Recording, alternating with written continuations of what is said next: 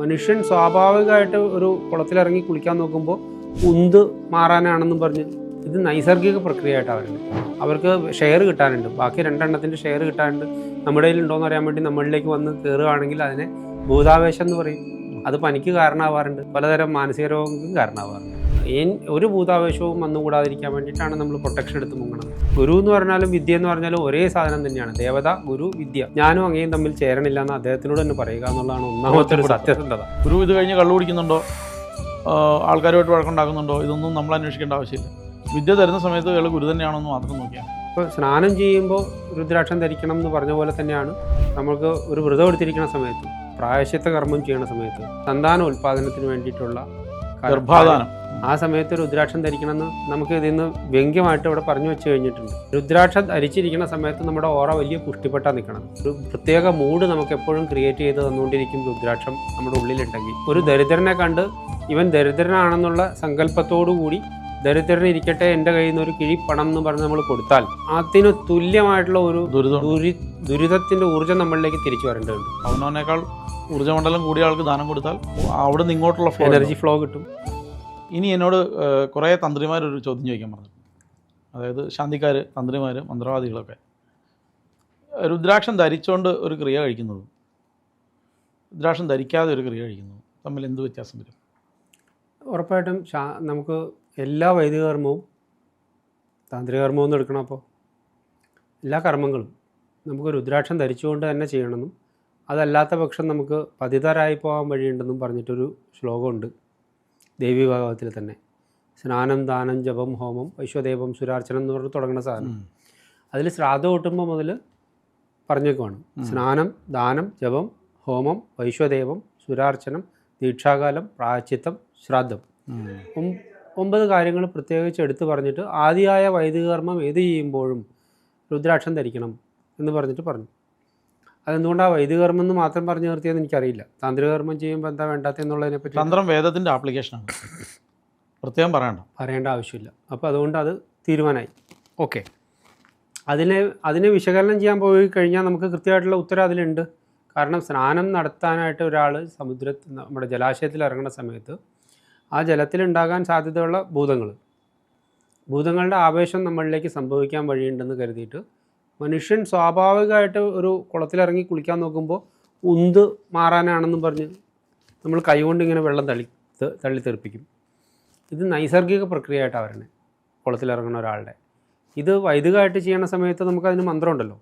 അപസർപ്പന്തു ഏ ഭൂത ഭൂവി സംസ്ഥിത എന്ന് പറഞ്ഞിട്ട് ആ മന്ത്രം ചെയ്ത് ആ വെള്ളത്തിൽ അടിച്ച് മന്ത്രപൂരിതമാക്കിയിട്ടാണ് ആ വെള്ളത്തിൽ മുങ്ങണത്. ഇതൊക്കെ ഒഴിവാക്കാം നമുക്ക്. ഇതൊക്കെ ഒഴിവാക്കാനായിട്ട് കേവല രുദ്രാക്ഷധാരണം കൊണ്ട് ആ വെള്ളം ഗംഗാജലം പോലെ പവിത്രമായി തീരും. ആ പവിത്രമായ ജലത്തിൽ നമുക്ക് മുങ്ങാനാവും. ഇവിടെ ഭൂതം എന്ന് പറയുമ്പോൾ ഇവർ പലരും ആൾക്കാരുടെയും ധാരണ കേൾക്കുന്ന പലരും വിചാരിക്കുന്ന ഒരു പക്ഷേ എന്തോ ഒരു ജീവി എന്നാണ്, അല്ലെങ്കിൽ രക്ഷസ് പോലെയൊക്കെ. ആ വെള്ളത്തിൽ നിലവിലുള്ളതെന്നുള്ള അർത്ഥത്തിൽ തന്നെയുള്ളൂ, നിലവിലുള്ള ചൈതന്യം എന്നുള്ള അർത്ഥത്തിൽ ഭൂതം എന്നുള്ള നമുക്ക് വേണമെങ്കിൽ എടുക്കാം. നമുക്ക് സംഭവിച്ചു കഴിഞ്ഞത് അങ്ങനെയാണോ എടുക്കേണ്ടത്, വേറെ ഒരു തരത്തിലും കൂടി എടുക്കണമെന്നൊന്ന് ആലോചിച്ച് നോക്കൂ. പഞ്ചഭൂതങ്ങളുണ്ട്. പഞ്ചഭൂതങ്ങളും പഞ്ചീകരിക്കപ്പെട്ട് കഴിഞ്ഞാൽ അതൊരു സാധനമാവും. പഞ്ചീകരിക്കപ്പെടുന്നതിന് മുമ്പ് വെച്ചിട്ട് നിലച്ചു പോയതാണെങ്കിലോ അതിൽ 3 ഭൂതങ്ങളേ ഉള്ളൂ കോമ്പിനേഷൻ. 2 ഭൂതങ്ങളുടെ കുറവുണ്ട്. ആ ഭൂതങ്ങൾ തേടിക്കൊണ്ടിരിക്കും. വേറെ എവിടെന്നെങ്കിലും ഷെയർ ചെയ്യാൻ കിട്ടുമെന്ന്. എങ്ങനെയാണോ ഹാർട്ട് അറ്റാക്കിനെ പറ്റിയിട്ട് ഡോക്ടർമാർ വിശദീകരിക്കുന്നത്, നമുക്ക് ഇലക്ട്രോണും ന്യൂട്രോണും പ്രോട്ടോണും ഉണ്ട് ഒരു ഒഴുകുന്ന ഒന്നിൽ. അതിൽ ഇലക്ട്രോൺ നഷ്ടപ്പെട്ടു പോയ മറ്റ് 2 കണങ്ങൾക്ക് മുമ്പോട്ട് ചലിക്കാനായിട്ട് തോണിക്കാരൻ വിട്ടുപോയ തോണി എങ്ങനെയാണോ നിന്നു പോവുക, അതേപോലെ അവരെ ഒഴുക്കാൻ പറ്റാതെ ഒരു സ്ഥലത്ത് നിയന്ത്രിക്കാൻ ആളില്ലാത്തതുകൊണ്ട് നിന്നു പോകുന്ന കാൽസിഫിക്കേഷനാണ് ഹാർട്ട് ബ്ലോക്കായിട്ട് മാറണമെന്നാണ് ഡോക്ടർമാർ. അതാണ് ഓക്സിഡേഷൻ സംഭവിക്കുക എന്ന് പറയുന്നത്. അതിനെ ആൻറ്റി ഓക്സിഡൻറ്റ് കൊണ്ടൊന്ന് കൊടുത്തുകൊണ്ട് ഇലക്ട്രോണുകളെ അല്ലെങ്കിൽ ചാർജുള്ള കണത്തിനെ കൊണ്ട് കൊടുത്ത് അവരെ തമ്മിൽ ഷെയറിങ് കറക്റ്റ് ചെയ്ത് കഴിഞ്ഞാൽ അവിടെ നിന്ന് ഒഴിഞ്ഞു പോയിക്കോളും ആ ബ്ലോക്ക്. ഈ സിസ്റ്റം നമുക്ക് എന്തുകൊണ്ട് നമ്മുടെ ഈ വെള്ളത്തിൽ കൊണ്ടുവന്ന് അപ്ലൈ ചെയ്ത് നോക്കിക്കൂടാ? അവിടെ ഒരു രക്തക്കുഴലുണ്ടെങ്കിൽ വെള്ളത്തിലുണ്ട്. പൂർണ്ണ അല്ലാത്ത മുഴുവൻ 5 കൂടി ചേരാത്ത അതപ്പതിച്ച് കിടക്കുന്ന ഏതൊക്കെയോ ഭൂതങ്ങൾ, അവർക്ക് ഷെയർ കിട്ടാനുണ്ട്, ബാക്കി 2 എണ്ണത്തിൻ്റെ ഷെയർ കിട്ടാനുണ്ട്. നമ്മുടെ കയ്യിൽ ഉണ്ടോയെന്ന് അറിയാൻ വേണ്ടി നമ്മളിലേക്ക് വന്ന് കയറുകയാണെങ്കിൽ അതിനെ ഭൂതാവേശം എന്ന് പറയും. അത് പനിക്ക് കാരണമാവാറുണ്ട്, പലതരം മാനസിക രോഗങ്ങൾക്കും കാരണമാവാറുണ്ട്. വെള്ളത്തിൽ നിന്ന് പേടി തട്ടിയതാണ്. പേടി തട്ടിയാന്ന് പറയും. അറിഞ്ഞോ അറിയാതെയോ നമുക്ക് റീഡബിൾ അല്ലാത്തതോ ആയിട്ടുള്ള പലതരം ഭൂതാവേശങ്ങൾ നമുക്ക് സ്മരിക്കാം, വിചാരിക്കാം, പ്രതീക്ഷിക്കേണ്ടതുണ്ട്. ഒരു ഭൂതാവേശവും വന്നുകൂടാതിരിക്കാൻ വേണ്ടിയിട്ടാണ് നമ്മൾ പ്രൊട്ടക്ഷൻ എടുത്ത് മുങ്ങണത്. ഒരു സാധന ബന്ധാവിൽ പോവുകയും ഈ അതിൻ്റെ പദ്ധതി പൂർത്തിയാക്കാൻ സാധിക്കാതെയോ എന്തെങ്കിലും ഒരു സാഹചര്യം കൊണ്ട് ഗുരുത്വദോഷം വരികയോ അല്ലെങ്കിൽ യോഗപ്രശ്നമായി തീരുകയോ ചെയ്താൽ ഈ രുദ്രാക്ഷത്തിന് അവരെ സഹായിക്കാൻ പറ്റുമോ? സാധാരണ നിലയ്ക്ക് ഗുരുത്വദോഷം ഇപ്പോൾ ഗുരുവിൽ നിന്ന് വന്ന ശാപത്തിന് ഒന്നും പരിഹാരമില്ലെന്നാണ് സാധാരണ നമ്മളോട് പറയാൻ പറഞ്ഞു വച്ചേക്കണത്. അപ്പോൾ അതുകൊണ്ട് അതിൻ്റെ മുഖവിലയ്ക്ക് തന്നെ എടുത്ത് വെക്കേണ്ടതുണ്ട്. ഈ എന്തൊക്കെ തന്നെ ചെയ്താലും ഏതൊക്കെ ഈശ്വരൻ വന്ന് നമ്മളെ നേരിട്ട് വന്ന് നമ്മളെ കൂടെ നിന്ന് സഹായിച്ചാലും ഗുരു നമുക്ക് എതിരായിട്ട് നിന്ന് കഴിഞ്ഞാൽ ഒന്നും പറ്റില്ല, ഒരു വിജയമില്ല പിന്നെന്നാണ് നമ്മുടെ ഇതുവരെയുള്ള പഠിത്തം. അത് തൽക്കാലം വിശ്വസിക്കുക ഇവിടെ നിർത്തിയുള്ളൂ. അതിനെ അതിക്രമിക്കുമോ എന്നുള്ളത് നമുക്ക് അനുഭവം കൊണ്ട് തന്നെ അറിയേണ്ട കാര്യം. അപ്പോൾ വേറൊരു ചോദ്യമുണ്ട്. രണ്ടുപേരെനിക്ക് മെസ്സേജ് അയച്ചാണ്. അതായത് ശ്രീവിദ്യ പോലുള്ളൊരു പദ്ധതിയിൽ വരികയും അല്ലെങ്കിൽ ഏതെങ്കിലും തരത്തിലുള്ള പദ്ധതി പിന്നീട് ഗുരു തീരെ മോശമാണെന്ന് ബോധ്യപ്പെടുന്നൊരവസരം എന്ന് പറഞ്ഞാൽ വിദ്യ കൊണ്ടോ അല്ലെങ്കിൽ സ്വഭാവം കൊണ്ടോ എന്തെങ്കിലും ആട്ടെ ആ ഗുരു എന്നുള്ള തത്വത്തിന് ഇവർക്ക് യോജിക്കുന്നില്ലെന്ന് ചേരുന്നില്ല. അത്തരത്തിലൊരു അനുഭവം ഉണ്ടായാൽ ഈ ഗുരുവിനെ എങ്ങനെ ഉപേക്ഷിക്കും? ജീവിതം മുമ്പോട്ട് കൊണ്ടുപോയേ നമുക്ക് പറ്റുള്ളൂ. അങ്ങനെ വരുന്ന സമയത്ത് നമ്മളതൊരു ആപദ്ധർമ്മമായിട്ട് എടുത്തിട്ട് ഗുരുവിനെ തത്വത്തിൽ നിന്ന് മാറ്റി മാംസമാക്കി മാറ്റുക. ആ വ്യക്തിയായിട്ട് തീർത്ത് മാംസ ശരീരമായിട്ട് മാറ്റുക. അതിനെ ഉപേക്ഷിക്കുക. തത്വത്തിനെ എടുത്ത് വേറൊരു സ്ഥലത്ത് വേറെ എവിടെയാണോ ഇഷ്ടമുള്ളടുത്ത് പ്രതിഷ്ഠിക്കുക. ആ ഗുരു എന്ന് പറഞ്ഞാലും വിദ്യ എന്ന് പറഞ്ഞാലും ഒരേ സാധനം തന്നെയാണ്. ദേവത, ഗുരു, വിദ്യ മൂന്നും ഒരേ ഒന്ന് തന്നെയാണ്. ദേവത നമ്മുടെ കൂടെ ഉണ്ടെങ്കിൽ എല്ലാമായി കഴിഞ്ഞു. ഗുരുത്വമുണ്ട്. ഈ മാംസ ശരീരത്തിലുള്ള ആൾ തന്നെ വേണമെന്ന് ഒരു നിർബന്ധവും ഇനിയില്ല. അപ്പോൾ ഗുരു എന്ന് പറയുന്നത് തത്വം മാത്രമാണ്, തത്വം മാത്രമല്ലേ, വ്യക്തിയല്ല. ഗുരുവിനെ വ്യക്തിപരമായിട്ട് നമ്മൾ കണ്ടു കഴിഞ്ഞാൽ ഗുരുവിന് പലതരത്തിലുള്ള കുഴപ്പങ്ങളുണ്ടാവും. ഉറപ്പായിട്ടുണ്ട്. അത്തരത്തിലുള്ള കുഴപ്പങ്ങളെ ഒന്നും പരിഗണിക്കേണ്ടതില്ല. ഗുരുവിനും വാസനയുണ്ടെന്നും ആ വാസനയെ ക്ഷയിപ്പിക്കാൻ വേണ്ടി കർമ്മങ്ങൾ അനുഷ്ഠിക്കേണ്ടതാണെന്നുള്ള ബോധം അവനവനുണ്ടായാൽ മതി. പ്രയോഗത്തിൽ മുന്നോട്ട് പോകാൻ ഈ ഗുരു പറ്റണില്ലാന്ന്, ഈ മാംസ ശരീരത്തിലുള്ള ഗുരു പറ്റണില്ലാന്ന് പറഞ്ഞാൽ ഗുരുവിനെ പിടിച്ചോളണം. ഗുരുവിനെ മാറ്റാൻ വിധിയുണ്ട്. എങ്ങനെ ഒരു പ്രായോഗികമായിട്ട് ഗുരുവിനെ എങ്ങനെ മാറ്റാം? ഗുരുവുമായി നല്ല ബന്ധമാണ്, പക്ഷേ ഗുരുവുമായി ചേരുന്നില്ല. ഉറപ്പായും നമുക്ക് ഉള്ള സത്യസന്ധത വെച്ചിട്ട് മിനിമം മനുഷ്യന് വേണ്ട സത്യസന്ധത ഇതാണ്. ഞാനും അങ്ങേയും തമ്മിൽ ചേരണില്ല എന്ന് അദ്ദേഹത്തിനോട് തന്നെ പറയുക എന്നുള്ളതാണ് ഒന്നാമത്തെ ഒരു സത്യസന്ധത. ആ സത്യസന്ധതയിൽ നിന്ന് അദ്ദേഹത്തിൽ നിന്ന് തിരിച്ചു വരുന്ന പ്രതികരണം നമുക്ക് സുഖിക്കണതോ രുചിക്കാത്തതോ ആവാം. രണ്ടായാലും നമുക്ക് മുന്നോട്ട് പോയേ പറ്റുള്ളൂ. അപ്പോൾ നമുക്ക് അതിനുള്ള വഴിയുണ്ട്. ഒന്ന് അദ്ദേഹത്തിനെ തിരിച്ചേൽപ്പിച്ച് മന്ത്രമൊക്കെ തിരിച്ചേൽപ്പിച്ച് വേറൊരു ഗുരുവിനെ തേടുന്നു എന്ന് പറഞ്ഞിട്ട് ഒഴിഞ്ഞു പോരാ. അത് അനുവദനീയം ആണെങ്കിൽ അങ്ങനെ നടക്കട്ടെ, ഈസിയായി. അത് പറ്റുന്നില്ലാത്ത പക്ഷം നമുക്ക് നമ്മുടെ മന്ത്രത്തെ മുഴുവനും ഏറ്റവും ബൃഹത്തായിട്ട് സർവ്വ ദേവതാമയിയായിട്ടുള്ള ഗോവിലേക്ക് നമുക്ക് മന്ത്രത്തിനെ നിക്ഷേപിക്കാം, ഉദ്വസിക്കാം. ഗോവിലേക്ക് നമ്മുടെ മന്ത്രത്തെ ഉദ്വസിച്ച് നമുക്ക് അതിൽ നിന്നും പിന്തിരിയാം.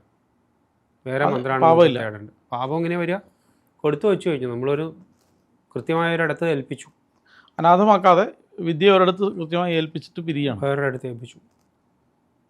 ശരി. അയാൾക്ക് പിന്നീട് വേറൊരു ഇതേ പന്താവിൽ തന്നെയുള്ള മറ്റൊരു ഗുരുവിനെ ജീവിതം മുമ്പോട്ട് കൊണ്ടുപോകണ്ടേ? ആദ്യം ചോദിച്ചത് തന്നെയാണ്, ജീവിതം മുമ്പോട്ട് കൊണ്ടുപോകണം. ശതധാരമുത്സമക്ഷീയമാണെന്നുള്ള റിക്കിനകത്ത് പറയുന്നത് അങ്ങനെ 1000 ധാരകളായിട്ട്, ആയിരക്കണക്കായിട്ടുള്ള ധാരകളായിട്ട് വരുമ്പോൾ ഒരെണ്ണം മുറിഞ്ഞാലും 2 മുറിഞ്ഞാലും 3 മുറിഞ്ഞാലും 100 മുറിഞ്ഞാലും ഒന്നും അവിടെ അത് ബാധിക്കില്ല എന്നാണ്. അപ്പോൾ പക്ഷെ അതിന് എങ്ങനെ ബാധിക്കില്ല എന്നുള്ളതിന് തെളിവെന്താണെന്ന് വെച്ചാൽ ഗുരു എന്ന് പറയുന്നത് തത്വം മാത്രമാണെന്നും വ്യക്തിയല്ലെന്നും ആ ഒരു ഉറപ്പ് നമുക്കുണ്ടാവും. തത്വത്തിൽ ഗുരുവിനെ ഉപേക്ഷിക്കുന്നില്ല, വ്യക്തിയായ ഗുരുവിനെ മാത്രമേ അദ്ദേഹത്തെ മാത്രമേ നമ്മൾ മാറ്റി നിർത്തുന്നുള്ളൂ എന്നാണ് അതിന്. അത്രേ ഉള്ളൂ. പിന്നീട് വേറെ രീതി വീക്ഷിച്ചാൽ ഗുരുവിൻ്റെ സ്വഭാവം അന്വേഷിക്കേണ്ട ആവശ്യമില്ല, അതും വിദ്യയെ മാത്രമേ അന്വേഷിക്കേണ്ട ആവശ്യമുള്ളൂ. ഗുരു ഇത് കഴിഞ്ഞ് കള്ളു കുടിക്കുന്നുണ്ടോ, ആൾക്കാരുമായിട്ട് വഴക്കുണ്ടാക്കുന്നുണ്ടോ, ഇതൊന്നും നമ്മൾ അന്വേഷിക്കേണ്ട ആവശ്യമില്ല. വിദ്യ തരുന്ന സമയത്ത് അയാൾ ഗുരു തന്നെയാണോ എന്ന് മാത്രം നോക്കിയാൽ മതി. അല്ലെ, നമുക്ക് ഒരാൾക്ക് അർഹിക്കുന്നതാണ് കിട്ടുക. ഈശ്വരൻ അറിഞ്ഞിട്ടാണ് ഇന്ന ആളോട് ഞാൻ ചേരണമെന്ന് തീരുമാനിച്ചത്, അല്ലാതെ നമ്മൾ സെലക്ട് ചെയ്ത് പോകണമെന്നല്ല. കിട്ടാൻ യോഗ്യതയാണെങ്കിൽ അത് അവിടെ നിന്ന് കിട്ടാനുള്ള യോഗ്യതയുള്ള കാലത്ത് അവിടെ നിന്ന് കിട്ടും, അവിടെ നിന്ന് മാറ്റി കിട്ടേണ്ട കാലത്ത് മാറ്റി കിട്ടാനുള്ള യോഗ്യതയുള്ള സ്ഥലത്ത് നിന്ന് കിട്ടട്ടെ. നമ്മൾ പറഞ്ഞു വന്നത് രുദ്രാക്ഷം ധരിച്ചുകൊണ്ട് കർമ്മങ്ങൾ ചെയ്യുന്ന സമയത്ത് അതിൻ്റെ അതിൻ്റെ ഒരു ശക്തിയെ പറ്റിയിട്ടാണ്. അപ്പോൾ സ്നാനം ചെയ്യുമ്പോൾ രുദ്രാക്ഷം ധരിക്കണം എന്ന് പറഞ്ഞ പോലെ തന്നെയാണ് നമുക്ക് ഒരു വ്രതം എടുത്തിരിക്കുന്ന സമയത്ത്, പ്രായശ്ചിത്ത കർമ്മം ചെയ്യുന്ന സമയത്ത്, അതുപോലെ തന്നെ നമ്മൾ ശ്രാദ്ധം കൂട്ടുന്ന സമയത്ത് പോലും ഇങ്ങനെ പറഞ്ഞു വെച്ചേക്കണതിൽ നിന്ന് വേറൊരു സ്ഥലത്തേക്ക് നമുക്ക് കൊണ്ടുപോകാൻ പറ്റും. എല്ലാ വൈദിക കർമ്മങ്ങളെന്ന് പറഞ്ഞ ഓർമ്മയുണ്ടോ? ശ്രദ്ധിച്ചില്ലേ? എല്ലാ വൈദിക കർമ്മങ്ങളും ഏത് വരിക? ആദ്യം സാമാന്യ മനുഷ്യന് വൈദിക കർമ്മമായിട്ട് മുമ്പിൽ വന്ന് നിൽക്കുന്നത് ഷോഡശ സംസ്കാര പദ്ധതിയാണ്. അതെ. ആ ഷോഡശ സംസ്കാര പദ്ധതിയിൽ നമ്മൾ സാമാന്യ ജനങ്ങളെല്ലാവരും ഭയപ്പെട്ട് നിൽക്കുന്നത് അന്ത്യേഷ്ടിയുണ്ട്. രുദ്രാക്ഷധാരണത്തിൻ്റെ പേരിൽ ഭയപ്പെട്ട് നിൽക്കുന്ന ഒരിടമുണ്ട്. ഏതാ? നമ്മുടെ ശാന്തി മുഹൂർത്തം നിശ്ചയിച്ച് സന്താനോൽപാദനത്തിന് വേണ്ടിയിട്ടുള്ള ഗർഭാധാനം ചെയ്യണ സമയത്ത് എല്ലാ വൈദികർമ്മത്തിലും പെട്ടതല്ലേ. ആ സമയത്ത് രുദ്രാക്ഷം ധരിക്കണമെന്ന് നമുക്ക് ഇതിൽ നിന്ന് വ്യംഗ്യമായിട്ട് ഇവിടെ പറഞ്ഞു വെച്ച് കഴിഞ്ഞിട്ടുണ്ട്. ഇനി അതിൻ്റെ പ്രയോജനം എന്താണെന്ന് നോക്കുകയാണെന്നുണ്ടെങ്കിലാണ് ആ രുദ്രാക്ഷം ധരിച്ചിരിക്കുന്ന സമയത്ത് നമ്മുടെ ഓറ വലിയ പുഷ്ടിപ്പെട്ടാണ് നിൽക്കുന്നത്. നമ്മൾ ചെയ്യാൻ പോണ പദ്ധതി എന്ന് പറയുന്നത് കുണ്ടലിനി ഉദ്ധാപനം നടക്കാൻ പോകുന്നതാണ്. ഈ നമ്മുടെ ഇൻ്റർകോഴ്സ് നടക്കുമ്പോൾ ആ കുണ്ടലിനി ഉദ്ധാപനം നടക്കാൻ പോകുന്ന ഈശ്വരീയമായിട്ടുള്ള നമ്മൾ പ്രജ്ഞ ഉണർന്നു വരുന്ന ആ സമയമാണ്. നമ്മളൊരു പ്രത്യേക തലത്തിലേക്ക് മാറുന്ന ആ സമയമാണ്. ആ സമയം നമുക്ക് നമ്മുടെ കയ്യിൽ ഇനിയും ശക്തി വർദ്ധിപ്പിക്കുന്ന രുദ്രാക്ഷം നമ്മുടെ കൂടെ നിന്നിട്ട് നമ്മളെ ശക്തി വർദ്ധിപ്പിച്ചുകൊണ്ട് നിൽക്കുകയാണെങ്കിൽ നമ്മുടെ level of energy high energy ആയിരിക്കുകയും ആ സമയത്ത് അവിടെ ആ കലലത്തിൽ വന്ന് ചേരേണ്ട ആത്മാവ് അത്യുത്കൃഷ്ട ആത്മാവാവുകയും ചെയ്യണം. സത്സന്താനം ഉണ്ടാവാൻ വേണ്ടിയിട്ട് ഏറ്റവും ഉന്നതമായ ഒരു പ്രക്രിയ നമ്മുടെ ഭാഗത്തു നിന്ന് നമുക്ക് മുന്നോട്ട് വയ്ക്കാവുന്ന ഒരു പദ്ധതിയാണ് രുദ്രാക്ഷധാരണത്തോടു കൂടി ഉണ്ടാകുന്ന സന്താനങ്ങൾ ഗുണമുള്ളതായിരിക്കും. കാരണം വലിയ ശക്തനായിട്ടാണ് നമ്മൾ ഇത് ചെയ്തിട്ടുള്ളത്. ഈശ്വര ഭജനത്തോടു കൂടി ചെയ്യണമെന്നല്ലേ നമ്മൾ പഠിച്ചേക്കുന്നത്. ആ ഈശ്വര ഭജനത്തോടു കൂടി ചെയ്യാൻ വേണ്ടിയിട്ട് നമുക്ക് എല്ലായ്പ്പോഴും ആവുമോ? മനുഷ്യനാണ്. ആസക്തിയോടുകൂടി പലതരം തൃഷ്ണയോട് കൂടിയിട്ടായിരിക്കും ഈ വക കാര്യങ്ങളിൽ ആളുകൾ ഇടപെടുക.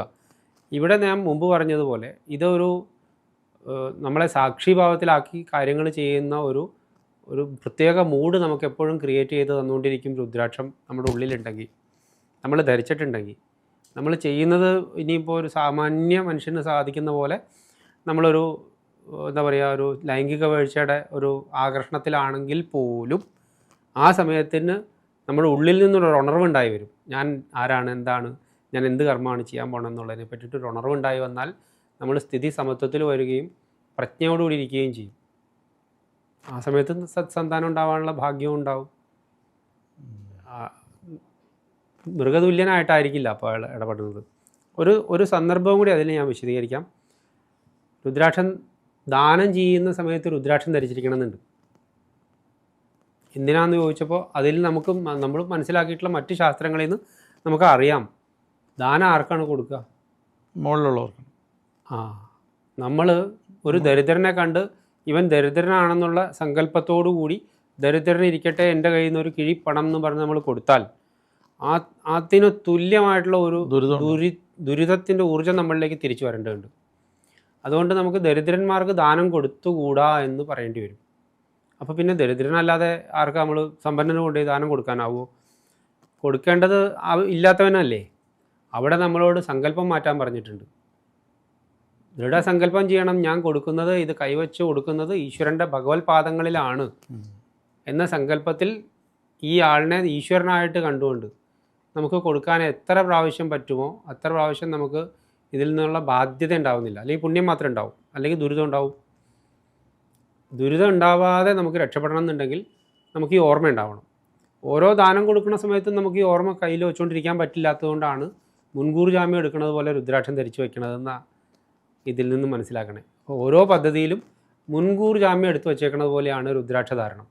അത് മാന്ത്രിക കർമ്മങ്ങളാവട്ടെ, സാത്വികമായിട്ടുള്ള കർമ്മങ്ങളും സാത്വിക അല്ലാത്ത കർമ്മങ്ങളും, നമ്മൾ ശരി ചെയ്താലും തെറ്റ് ചെയ്താലും പാപം ചെയ്താലും പുണ്യം ചെയ്താലും എവിടെയും 4 കാലിൽ വീഴാൻ പാകത്തിന് നമുക്ക് അത് തട്ടാതിരിക്കാൻ, മെയ് തട്ടാതിരിക്കാൻ, നമുക്കതുകൊണ്ട് പുണ്യം ഉണ്ടാവാൻ, നമുക്കതുകൊണ്ട് ശ്രേയസ് ഉണ്ടാവാനുള്ള പോസ്റ്റിംഗ് ചെയ്തിട്ടാണ് നമ്മൾ രുദ്രാക്ഷം ധരിച്ചിരിക്കുന്നത്. ക്ലിയറാണിത്. ദുരിതങ്ങൾ കുറേ നമ്മൾ ആയുർവേദത്തിലെ ശ്ലോകം ഉണ്ടല്ലോ, തൽശാന്തിര ഔഷധദാന. അപ്പോൾ അതിൽ ദാനം ഔഷധം ദാനം വ്രതം ഹോമം അർച്ചനാദിഭിഹി. അതെ അതെ. അപ്പോൾ അതിൽ ദാനം പറഞ്ഞിട്ടുണ്ട്. അപ്പോൾ അവനവനേക്കാൾ ഊർജ്ജമണ്ഡലം കൂടിയ ആൾക്ക് ദാനം കൊടുത്താൽ അവിടെ നിന്ന് ഇങ്ങോട്ടുള്ള ഫ്ലോ എനർജി ഫ്ലോ കിട്ടും. മറിച്ച് നമ്മളെക്കാൾ താഴ്ന്ന ഒരുത്തനാണ് കൊടുക്കുന്നത്, ഇവിടുന്ന് അങ്ങോട്ടുള്ള ഫ്ലോ ആണ് ഉണ്ടാകുന്നത്. അപ്പോൾ അതുകൊണ്ട് അത് ഓർമ്മയുണ്ടല്ലോ, കേട്ടിരിക്കുന്ന ആൾക്കാർക്ക് ഒന്നും കൂടി വിചാരിക്കാം. പൂർവജന്മകൃതം പാപം വ്യാധിരൂപേണ ജായതേ തച്ഛാന്തിർ ഔഷധം ദാനം വ്രതം ഹോമം അർച്ചനാദിഭിഹി എന്നാണ് അതിലുള്ളത്. ഔഷധം പ്രധാനപ്പെട്ട ഒരു ഫാക്ടറാണ്. ഔഷധം കൊണ്ടായില്ലെങ്കിൽ ഇതും കൂടി ചേർത്ത് പറഞ്ഞുകൊള്ളണം. കോമ്പിനേഷനായിട്ടാണ് വേണ്ടത്. ദൈവവ്യപാശ്രയ ചികിത്സ, ആയുർവേദത്തിൽ ദൈവവ്യപാശ്രയ ചികിത്സ എന്നുണ്ട്. എന്ന് വെച്ചാൽ 3 തരത്തിലാണ് ചികിത്സ പുരോഗമിക്കുന്നത്. ഔഷധം കൊടുത്തുകൊണ്ടുള്ള യുക്തിവ്യപാശ്രയം, യുക്തിയെ ആശ്രയിച്ചിട്ട് ആ യുക്തി കൊണ്ടൊന്നും നിന്നില്ല, ഇതിൻ്റെ മറു കാരണങ്ങൾ ഇനിയും പുറകിലുണ്ടല്ലോ എന്ന് കരുതി തേടി പോകുന്നത് ദൈവവ്യപാശ്രയം. ദൈവമാണ് ഇതിന് കാരണമായത്. അപ്പോൾ അയാളുടെ പൂർവ്വജന്മെന്നോ അല്ലെങ്കിൽ കഴിഞ്ഞ അയാൾ താമസിക്കുന്ന വീടിൻ്റെ വേറെ ബോർഡ്സോ അയാളുടെ ആഹാര വിഹാരങ്ങളുടെ വേറെ ബോർഡ്സോ ഒക്കെ പഠിച്ചിട്ട് അയാൾ ഇന്ന തെറ്റൊക്കെ ചെയ്യുന്ന കാരണം കൊണ്ടാണ് ഈ രോഗത്തിൽ വന്ന് പെട്ടേക്കണതെന്ന് മനസ്സിലാക്കിയെടുക്കൽ.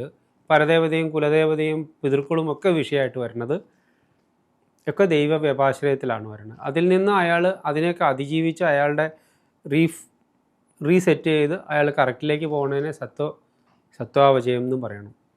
ഈ ദൈവവ്യപാശ്രയ ചികിത്സ പഠിക്കുമ്പോൾ അതിലേക്ക് മനസ്സിലാക്കി എന്ത് ചെയ്താലാണ് ഈ ആളുടെ പ്രശ്നം പരിഹരിക്കാൻ പറ്റുക, മരുന്ന് മാത്രം കൊടുത്തിട്ട് ഏക്കണില്ലല്ലോ, വാസ്തു നോക്കട്ടെ അല്ലെങ്കിൽ അയാളുടെ പിതൃക്കളുടെ സ്ഥിതി എന്താണെന്ന് നോക്കട്ടെ എന്ന് പറയുന്ന സ്ഥലത്ത് മണിമന്ത്ര ഔഷധം എന്ന് പറഞ്ഞ റെമഡി വരും. മന്ത്രവും ചെയ്യിക്കണം, മണിയും കൊടുക്കണം, ഒപ്പം ഔഷധവും കൊടുക്കണം എന്നൊരു സിറ്റുവേഷൻ ഉണ്ടായി വരും.